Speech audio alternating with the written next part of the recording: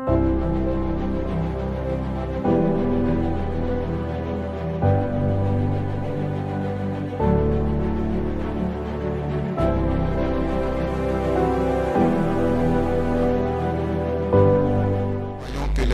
Dieu est parmi nous ce matin comme il a toujours été au nom de Jésus. Et je me remets entièrement entre ses mains. Nous allons prendre notre Bible. Je vous dis bonjour d'abord. Que Dieu vous bénisse pour votre présence.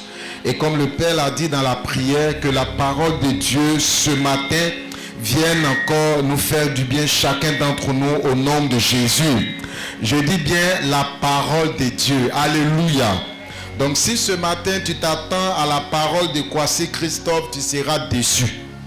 Souvent je le dis dans la direction, si tu t'attends aux dirigeants, si tu t'attends au groupe musical, tu peux être déçu. Donc ce matin, si tu t'attends uniquement au prédicateur, tu peux être déçu. Alléluia. Mais est-ce que tu t'attends à l'Éternel ce matin? Est-ce que tu t'attends à Dieu ce matin au nom de Jésus? Nous allons prendre notre Bible dans le livre de Nombre au chapitre 14. Nombre chapitre 14. Nombre, c'est dans l'Ancien Testament. Il y a quelqu'un qui disait que si tu as seulement le Nouveau Testament, Dieu fait des miracles, mais ça seulement il ne va pas t'aider. Tu vas chercher jusqu'à tu ne vas jamais trouver. Alléluia. Donc c'est important d'avoir toute la parole, toute la Bible au nom de Jésus. Nombre chapitre 14. Et ce matin, je voulais que nous puissions nous encourager sur ce thème. Restez attachés aux promesses de Dieu. Alléluia. Restez attachés aux promesses de Dieu. Nombre chapitre 14, on va commencer à partir du verset 1. C'est un chapitre qui est beaucoup long. Près de 45 versets. On ne va pas tout lire. On va s'arrêter, même si tout le passage est intéressant, on va s'arrêter au verset 14. Verset 14. Au verset 12, pardon. Nombre 14, du verset 1 au verset 12. Voilà. On pourra peut-être citer d'autres versets au fur et à mesure, mais pour la première lecture, nous allons nous arrêter au verset 12. Toute l'assemblée éleva la voix et poussa des cris, et le peuple pleura pendant la nuit. Tous les enfants d'Israël murmuraient contre Moïse et Aaron. Et toute l'assemblée leur dit: que ne sommes-nous morts dans le pays d'Égypte? Pour comprendre simplement, nous ne sommes pas morts dans le pays d'Égypte. Ou que ne nous sommes-nous morts dans ce désert? Pourquoi l'Éternel nous fait-il aller dans ce pays où nous tomberons par l'épée, où nos femmes et nos petits-enfants deviendront une proie? Ne vaut-il pas mieux pour nous retourner en Égypte? Et ils se disent l'un à l'autre: nommons un chef et retournons en Égypte. Moïse et Aaron tombaient sur leur visage en présence de toute l'assemblée réunie des enfants d'Israël. Et parmi ceux qui avaient exploré le pays, Josué, fils de Nun, et Caleb, fils de Shephuné, déchiraient leurs vêtements et parlaient ainsi à toute l'assemblée des enfants d'Israël: le pays que nous avons parcouru pour l'explorer est un pays très bon et excellent. Si l'Éternel nous est favorable, il nous mènera dans ce pays et nous le donnera. C'est un pays où coule le lait et le miel. Seulement, ne soyez point rebelles contre l'Éternel et ne craignez point les gens de ce pays, car ils nous serviront de pâture. Ils n'ont plus d'ombrage pour les couvrir. L'Éternel est avec nous, ne les craignez point. Est-ce que tu peux dire amen? Toute l'assemblée parlait de les lapider lorsque la gloire de l'Éternel apparut sur la tente d'assignation devant tous les enfants d'Israël. Et l'Éternel dit à Moïse: jusqu'à quand ce peuple me méprisera-t-il? jusqu'à quand ne croira-t-il pas en moi, malgré tous les prodiges que j'ai faits au milieu de lui? Verset 12. Je le frapperai par la peste et je le détruirai, mais je ferai de toi une nation plus grande et plus puissante que lui. Est-ce que tu peux dire amen à la parole de Dieu? Restez attachés aux promesses de Dieu. Cette parole que nous venons de lire dans Nombre chapitre 14 intervient bien entendu après Nombre chapitre 13. Et pour ceux qui lisent la parole de Dieu, ou bien qui, il y a longtemps, sont dans le Seigneur, nous savons que Nombre 13 fait référence aux espions qui ont été, quand on dit les espions, c'est les enfants d'Israël, ceux qui ont été choisis pour être envoyés au nom de Josué, et au nom de Moïse et Aaron, pour aller explorer le pays de Canaan. Et nous savons que Canaan est une promesse pour Israël. C'est une promesse qui a été faite depuis très longtemps au peuple d'Israël. Mais il devait aller voir cette promesse-là. Est-ce que c'est la vérité? On dit que c'est notre pays. On dit que ça nous appartient. Mais est-ce que c'est vrai? Donc à un certain moment, quand ils sont sortis de l'Égypte, et pendant qu'ils étaient dans le désert, Dieu va permettre, il va mettre à cœur de Moïse et de Aaron que des personnes puissent aller voir là-bas. Et ils sont partis un peu en catimini. Ils sont partis un peu en cachette. C'est pour ça qu'on les appelle des espions. Donc comprenez le mot espion ici. Pour aller explorer. Et quand ils sont partis, ils ont découvert que le pays existe bel et bien. Mais, il y a un mais. Ce pays-là, il existe, mais ce n'est pas un pays facile. La promesse existe, mais ce n'est pas aussi une promesse facile. Parce qu'il y a des gens qui sont sur ce territoire. Et ce n'est pas n'importe quel gens. C'est des gens puissants, c'est des gens forts. Alléluia. Donc, ces espions sont revenus. Et ils ont commencé à faire le compte rendu. Et parmi eux, tout le monde a commencé à dire au peuple, c'est vrai, on dit c'est Dieu qui nous a donné le pays. Mais il faut qu'on vous dise la vérité, ce n'est pas un pays facile, ce n'est pas un pays simple. Le pays existe, le territoire existe bel et bien.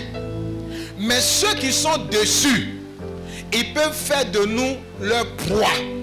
Ceux qui sont dessus, ils peuvent nous tuer. Ceux qui sont dessus, ils peuvent nous détruire.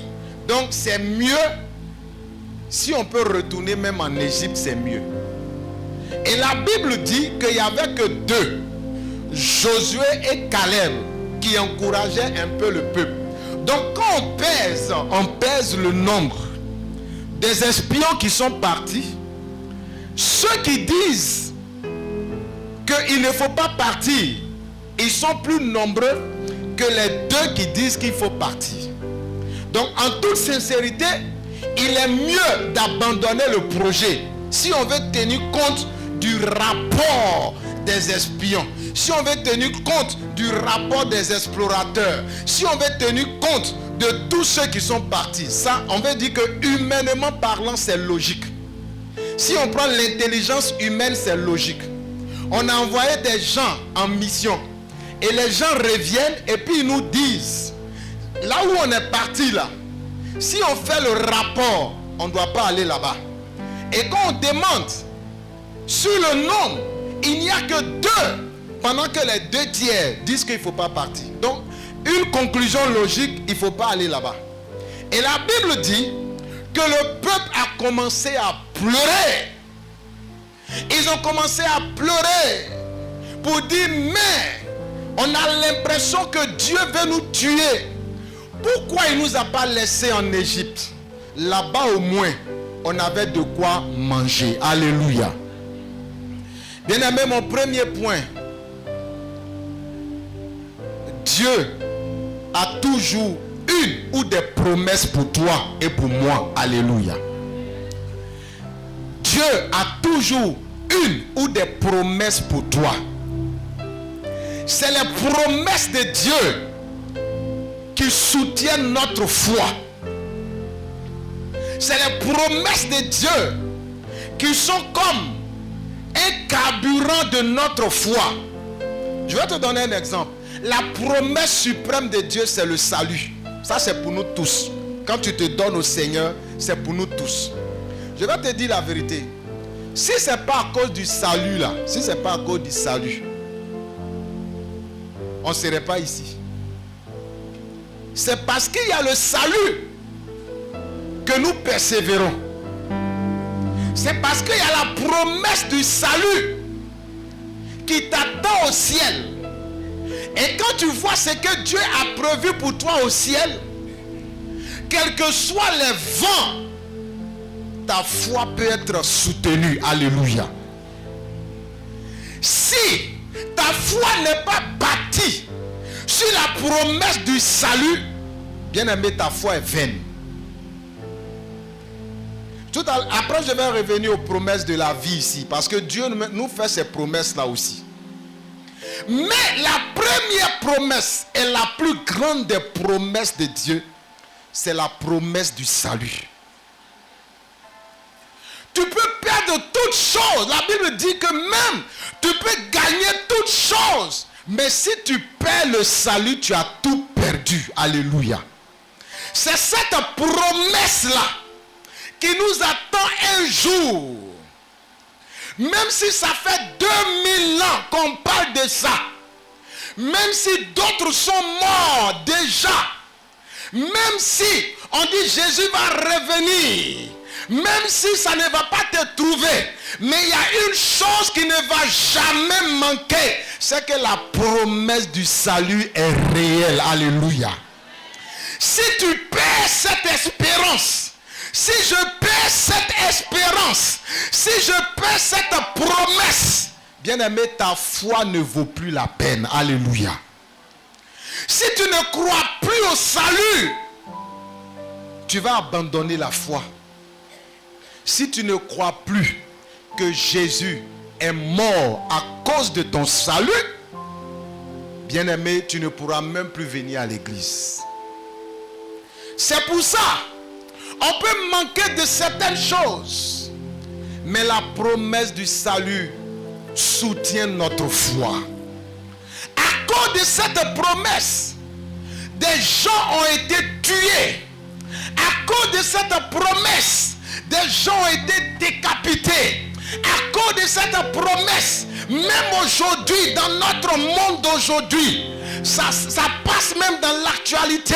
Si tu es abonné à de bonnes actualités chrétiennes, tu vas comprendre que même en Inde, même en Chine, des territoires assez durs, il y a des personnes, il y a des pasteurs, il y a des hommes de Dieu, il y a des missionnaires qui sont tués simplement à cause de la promesse du salut. Bien-aimé, quand cette promesse est attachée à ton cœur, même si tu passes par la vallée, même si tu passes par des tribulations, même si tu passes par le désert, tu resteras accroché à Dieu, parce que tu sais qu'un jour Dieu va te récompenser dans le ciel. Je veux dire à quelqu'un ce matin, je reviendrai aux promesses de la terre, mais je vais t'encourager. Je ne sais pas par quoi tu passes, je ne sais pas ce que tu désires, mais je voulais te dire que la promesse du salut ne dépend pas de ton origine, ne dépend pas de qui tu es, ne dépend pas de ton intelligence, ne dépend pas de tes diplômes, mais la promesse de Dieu dépend de Dieu, et c'est Dieu qui donne à chacun. Et la Bible dit qu'à tous ceux qui l'ont reçu, il leur a donné le pouvoir de devenir enfant de Dieu. Et quand tu deviens enfant de Dieu, la Bible dit que la promesse du salut est rattachée à toi. Tu peux tout perdre, mais tu ne peux jamais le salut. Tu peux te laisser, mais que le salut ne te laisse jamais. C'est ça la base de ta foi. Si tu perds ça, tu n'as plus de foi. Tu peux courir derrière beaucoup d'autres choses, mais souvent tu refuses les compromis parce que tu sais que Jésus t'a promis le salut. à cause de ça, tu peux même refuser des dons. Tu peux refuser de te compromettre dans certains péchés. Tu peux refuser de certaines choses dans lesquelles les autres sont. Parce que tu sais qu'il y a une promesse inestimable. Une promesse qui n'a pas de valeur. Une promesse que personne ne peut acheter pour toi. Une promesse qui a été achetée à prix d'or au sang de Jésus-Christ. Au prix de sa vie, il a laissé le ciel. Il est venu sur la terre afin de mourir pour nous.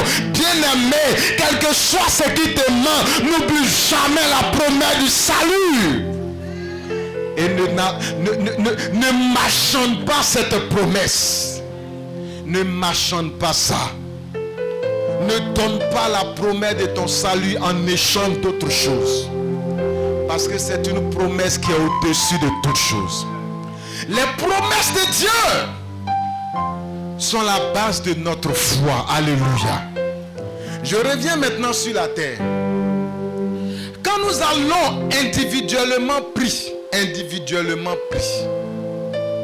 pendant que nous marchons avec le Seigneur,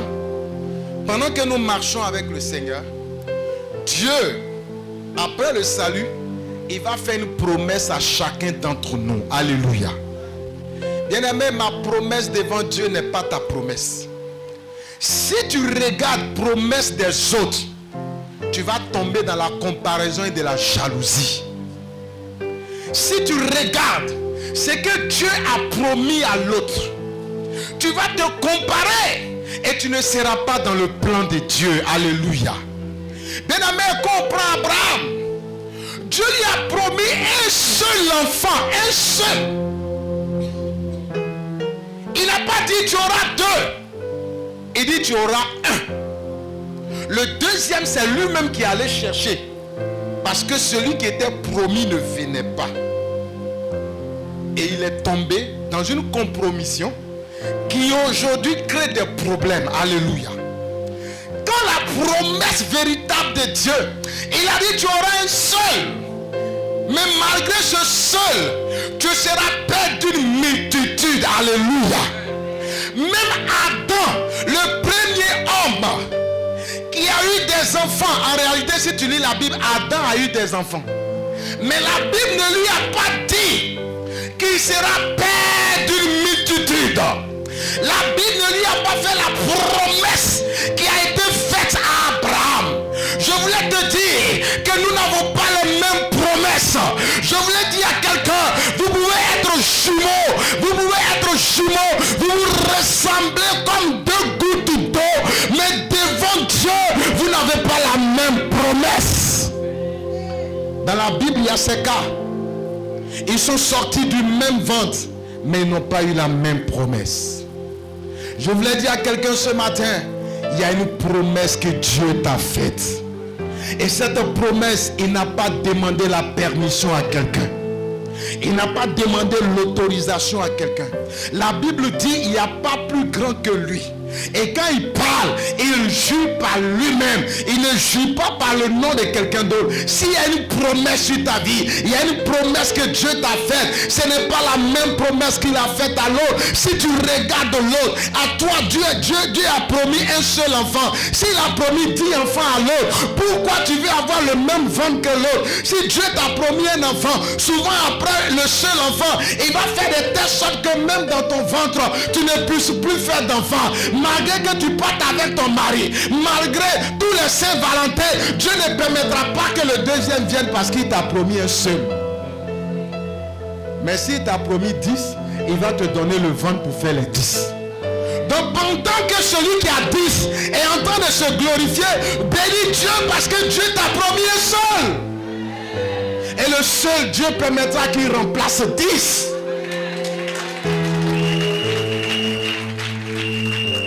Pourquoi tu veux forcément faire 10 pendant que Dieu t'a prévu un seul? Parce qu'il sait que les 10 tu ne pourras pas supporter. Est-ce que tu connais le combat qu'il y a dans les 10 et le combat qu'il y a dans un seul? Dieu seul sait quelle est la promesse qu'il a pour toi. Pourquoi veux-tu rouler une Range Rover pendant que Dieu n'a pas prévu Range Rover pour toi? Pourquoi veut ressembler à l'autre pendant que ce n'est pas la même promesse? Est-ce que tu sais la promesse que Dieu t'a faite et que la promesse que Dieu m'a faite? Si tu veux que je rentre dans ta promesse, ce n'est pas ce que Dieu m'a prévu. Je ne chercherai pas à rentrer dans ta promesse parce que je ne me compare pas à toi. Mais il y a ce que Dieu m'a donné. Il y a ce que Dieu m'a fait. Il y a ce que Dieu m'a appelé à faire. C'est ça qu'est ma promesse. Et il m'a donné les armes pour réaliser sa promesse. Il m'a donné la force pour réaliser la promesse. Et il me donnera le chemin pour le réaliser. Mais ce n'est pas ton chemin. Ce n'est pas ton chemin. Ce n'est pas mon chemin. Je ne marcherai pas dans ton chemin. Parce qu'il y a la promesse qui est sur moi, qui n'est pas la même promesse que toi. Donc si toi, tu me compares et que tu me mets dans le cadre de ta promesse, ce n'est pas ça que Dieu m'a appelé. Et je ne rentre pas dans ta promesse parce qu'il y a ce que Dieu m'a dit. Il y a ce que Dieu s'est révélé à moi. Et je vais rester dans cette promesse. Chacun a sa promesse. Il y a ce qu'il a dit à Abraham. Il y a ce qu'il a dit à David. Il y a ce qu'il a dit à Élie. Ils n'ont pas eu les mêmes promesses. Ça peut se ressembler, mais quand tu regardes, ça ne s'est pas accompli de la même manière.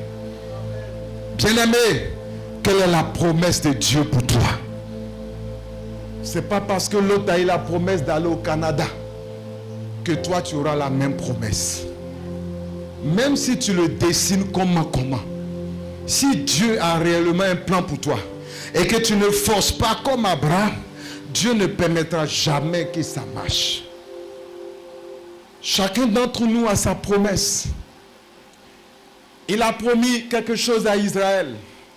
Il a dit, je vous donne cette promesse. Et souvent, mon deuxième point, quand tu as la promesse, ça peut devenir bizarre. Quand tu as la promesse, ça peut devenir façon. Au point où toi-même d'abord, souvent ça commence par toi-même. On va arriver aux autres, mais ça commence par toi-même. Toi-même tu regardes la promesse, tu te regardes. Et puis tu dis, Seigneur, est-ce que c'est vraiment pour moi? Est-ce que tu ne t'es pas trompé de personne? Tu es ici, tu connais personne au Canada et puis il dit tu vas aller au Canada. Quand tu regardes ta généalogie, il n'y a même pas un arrière cousin, arrière petit-fils qui est même au Canada. Mais Dieu dit toi, tu vas aller là-bas. Et souvent toi-même tu doutes. Comment ça va se passer? Et il y a plusieurs promesses dans ta vie actuellement. Si tu pries bien le Seigneur, il y a ce que Dieu te convainc de ça. Il y a ce que ça tourne. Les gens essaient de renverser. Mais il y a ce que Dieu a réellement prévu. Alléluia. Si tu ne l'as pas encore discerné, continue de prier. Dieu va te montrer forcément. Alléluia. Et tu peux avoir la promesse comme Israël. Et tu peux douter. Tu peux t'inquiéter à cause des circonstances, à cause de ce que tu vois. La Bible dit que les espions aux 2/3, la quasi-totalité à part les 2. Je crois qu'ils étaient 12, non? Voilà, ils étaient 12, merci. Donc sur 12, 10 disent qu'on ne va pas là-bas. Sinon, on est mort. Il y a seulement 2. Si on fait un pourcentage, c'est près de 98% pour, et puis peut-être 2% non. Non, 98% contre, et puis 2% partant. Alléluia.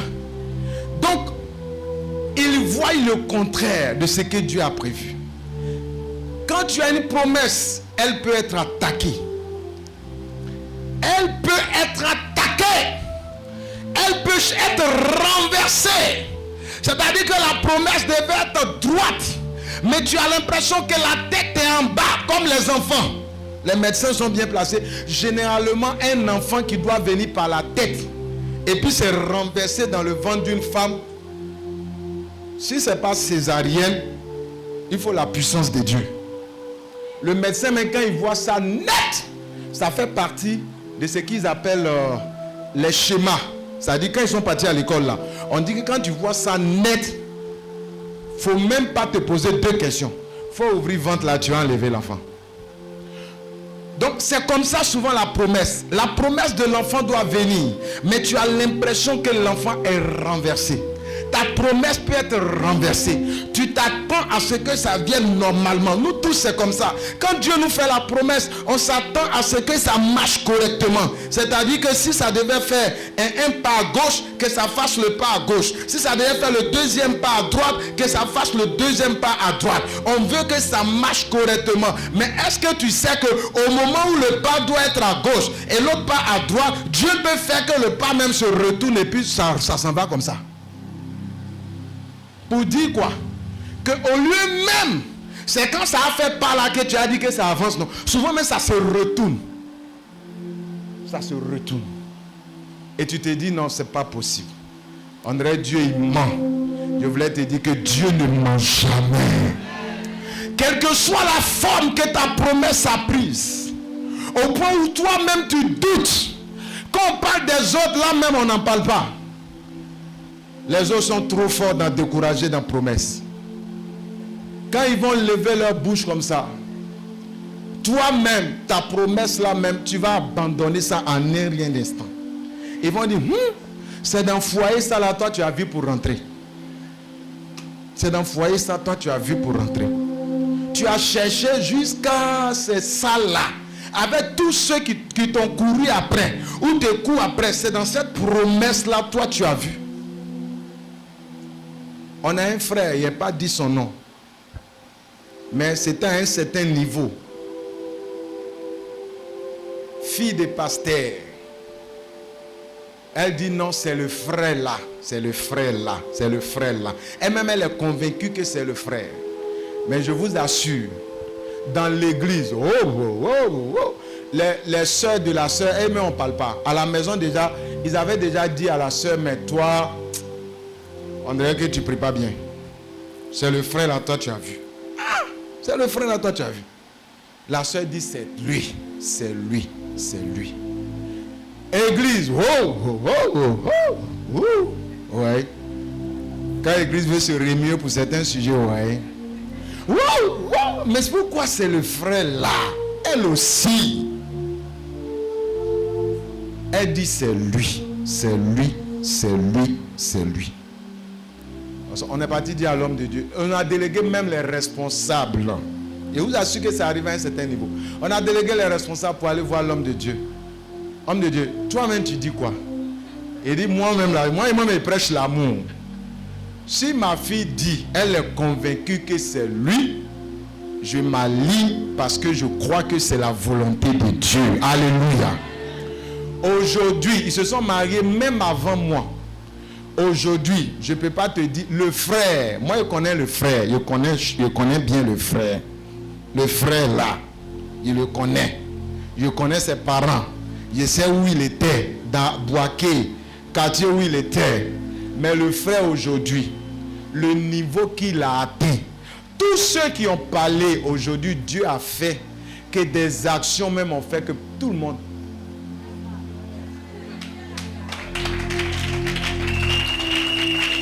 Tous ceux qui ont parlé, je le connais. Le frère, il a dormi à l'église. Ses parents l'ont régné. Bah, il a un côté musulman. Ils l'ont régné. Je le connais bien. Mais aujourd'hui, le niveau qu'il a atteint, c'est confessé même. Ouais, pour dire que Dieu a fait. Alléluia. Je voulais dire à quelqu'un, la promesse peut tourner, peut être renversée. Ça peut soulever des ouragans. Ça peut soulever des quiproquos. Ça peut soulever des papatoyas. Mais si tu restes dans le plan de Dieu, si tu es convaincu et tu sais que c'est Dieu qui a parlé un jour, Dieu le fera au nom de Jésus. L'ennemi va se lever.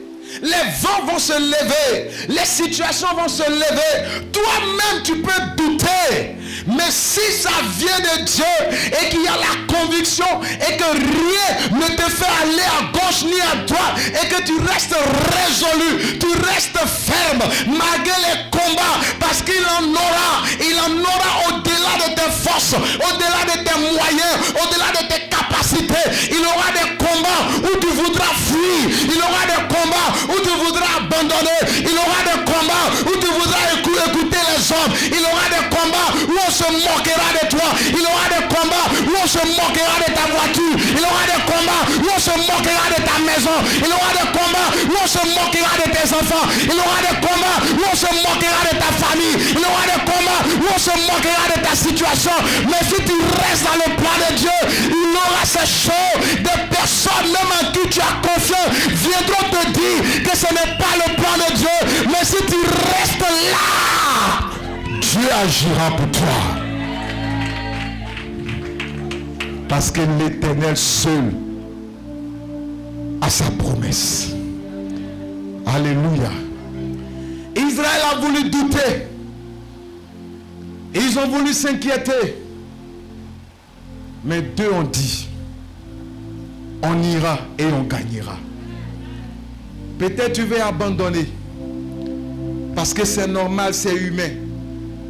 Quand tu fais le pour et le contre est trop fort. Peut-être même tu es le seul. Tu es le seul. L'exemple que j'ai pris tout à l'heure, je vous assure, même la maman a douté un peu. Il est resté juste la parole du Père.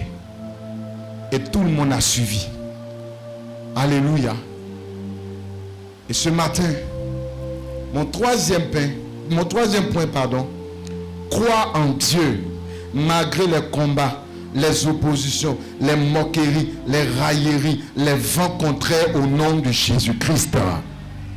Parce que Dieu seul sait à quel moment il va se lever. Le peuple a douté, il ne voulait plus continuer, il voulait se retourner. À un moment donné, il voulait même lapider les deux, plus Moïse et puis Aaron. On voulait les lapider pour dire, mais vous êtes des faux. C'est à vous seulement Dieu parle pour nous tuer. Mais quand on voulait les lapider net, Dieu s'est levé pour dire que ce peuple m'arrête ça, parce que c'est moi qui ai parlé. Quand Dieu sait que le moment de parler est arrivé, il se lève et il parle. Souvent il laisse les gens parler. Tu entends à gauche, à droite, devant, derrière, en haut, en bas. Mais un jour il se lève et puis il dit, il est l'heure que tout le monde se taise. Quand le temps de Dieu arrive, lui seul il se lève. C'est pour ça souvent on peut chercher à se défendre. Mais souvent quand ce n'est pas encore le temps de Dieu, tu expliqueras. Souvent même ça va amplifier la situation. Mais quand le temps de Dieu arrive, souvent tu n'as plus besoin de parler parce que Dieu lui-même il parle pour toi. C'est pour cela, bien-aimé, attends-toi seulement à Dieu. Si tu regardes l'homme, tu peux être déçu. Mais attends-toi à Dieu seul. Alléluia. Quand tu ne comprends plus rien, c'est le temps de rester calme et de dire, Seigneur, je m'attends à toi seul. Quand tu entends plusieurs paroles, parce que dans toutes ces choses, tu peux être perdu, désorienté.